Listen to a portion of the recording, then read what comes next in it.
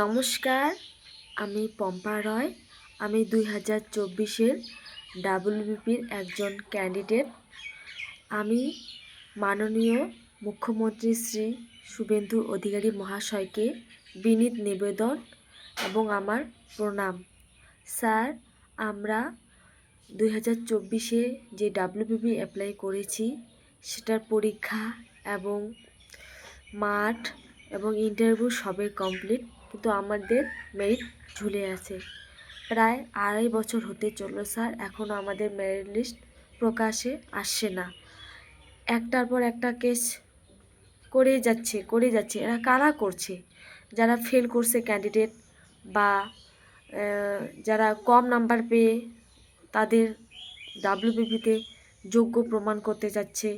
তো স্যার, আমরা এই পরীক্ষা স্বচ্ছভাবে দিয়েছি, কোনো দুর্নীতি হয়নি, আপনি যাচাই করে নিতে পারেন।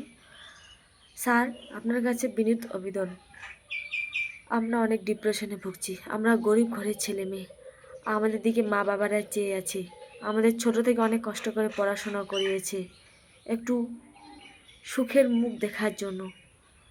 স্যার, আমরা ডিপ্রেশনে ভুগছি, বারবার বলতেছি, আমরা এভাবে বেশি দিন হলে সুইসাইড করতে বাধ্য হব।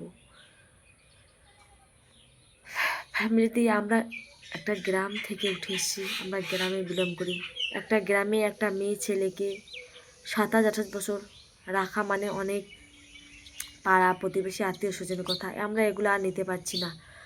আমাদের সঠিক ফল আমরা চাই। আমরা নিজের যোগ্যতায় পাশ করেছি, নিজের যোগ্যতায় পরীক্ষা দিয়ে কোনো দিন নিতে হয়নি। স্যার, আপনার কাছে বিনীত আবেদন, তাড়াতাড়ি আমাদের রেজাল্টটা বের করুন।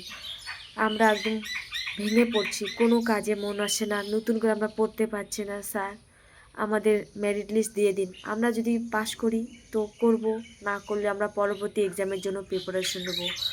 ধন্যবাদ স্যার, আপনি একটু আমাদের দিকে দেখবেন।